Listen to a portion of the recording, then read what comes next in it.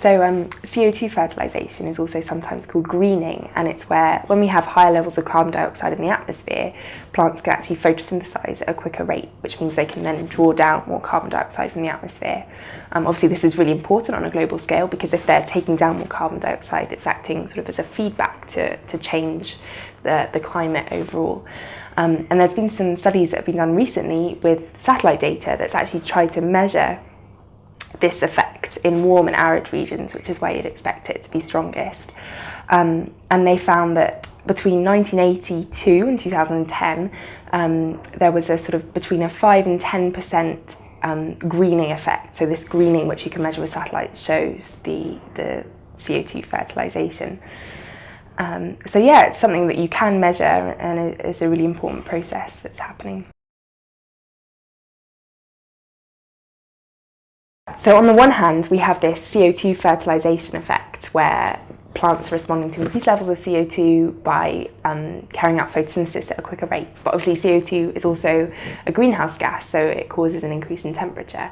Now when we have a higher temperature, it means that plants and also the soil can respire at a quicker rate. And respiration gives out carbon dioxide, so they're two sort of competing effects.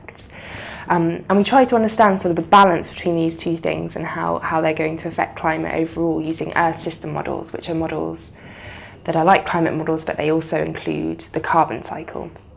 And there's actually currently a really wide range of estimates and the balance of which sort of the difference in these effects. Some of the most recent studies done in the most recent Working Group 1 IPCC report seem to suggest that the greening CO2 fertilization effect is about 4 to 5 times stronger than the effects due to the temperature increase.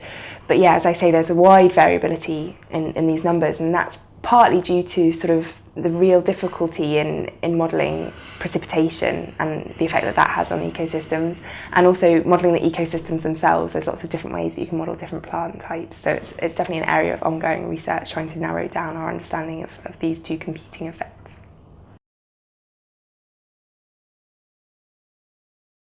Obviously, the work that I've been doing here with Colin Prentice, we're trying to look at sort of global mean averages to look at the levels of allowable emissions that we can have for temperature targets. But really, we obviously don't live in a world of global mean temperature or global mean CO2. So when we try to pick out these linear relationships between carbon dioxide and temperature and how ecosystems respond, it's also really important that we bear in mind sort of the ecosystems, how vulnerable they are to extremes in temperature or precipitation. We also need to think about sort of nutrient limitations. There's been a lot of work recently thinking about, okay, so if plants will photosynthesize a certain amount because of an increased level of CO2, if there's not enough nitrogen or phosphorus in the soil, what effect will that have on sort of how they sink or emit carbon dioxide? We also have to think about how resilient plants and ecosystems are to pests or disease, and how they might move as temperatures and climate changes, and which ecosystems are able to move or adapt and which aren't.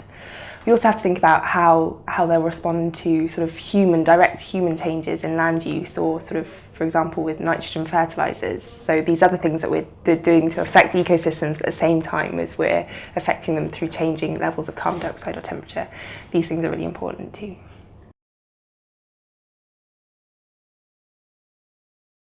Yeah, so I mean, right now when we're looking at sort of how ecosystems will affect climate and how these feedbacks will happen, as I mentioned before, there's really large sort of values on the ranges of the amount of carbon that the ecosystems will emit, or that will sort of draw down.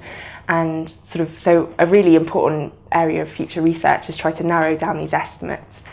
And one really promising way of doing this is to combine these model estimates, which represent all the processes that we know are happening, with observational constraints. So some work was done, led by Peacock and Exeter last year, where he actually put a limit, sort of very much narrowed down our estimate of how much ecosystems will give out carbon dioxide as a result of temperature increases, by looking at intraannual variability. And so what we can observe, how ecosystems on a year-to-year basis, how do they respond to changes of temperature, and then that means we can use that constraint to narrow down how, sort of on a wider timescale how we expect ecosystems to evolve. So combining sort of model results with observational constraints or paleo data as well, that's another way that you can sort of hopefully get a better idea of how these things are going to interact.